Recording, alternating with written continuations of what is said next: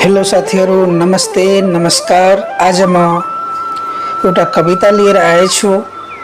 त्यसको शीर्षक रहेछ प्रेमको डर।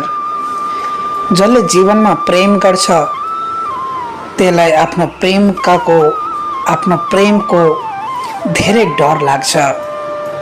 त्यही सन्दर्भमा यो कविता सुनाउन गइरहेको छु। यदि तपाईहरुलाई राम्रो लाग्यो भने लाइक कमेन्ट शेयर गरिदिनु होला र सब्स्क्राइब गर्न नभुल्नु होला। यसको शीर्षक रहेछ प्रेमको डर।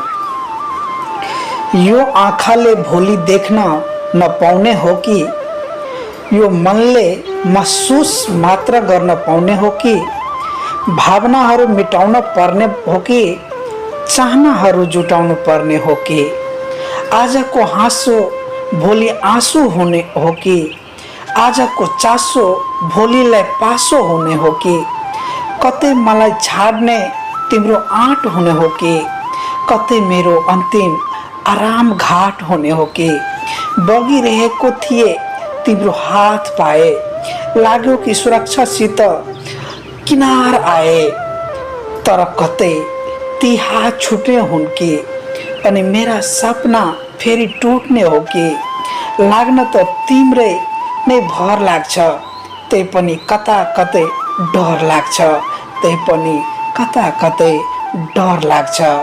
हो साथीहरू, यो जीवनमा प्रेममा अनेकौं प्रश्न मात्र हुन्छन्, तर भरोसा हुँदैन। त्यही भएर जीवनमा प्रेम गर्नु भनेको विश्वास हो। विश्वासमा नै अडिनु।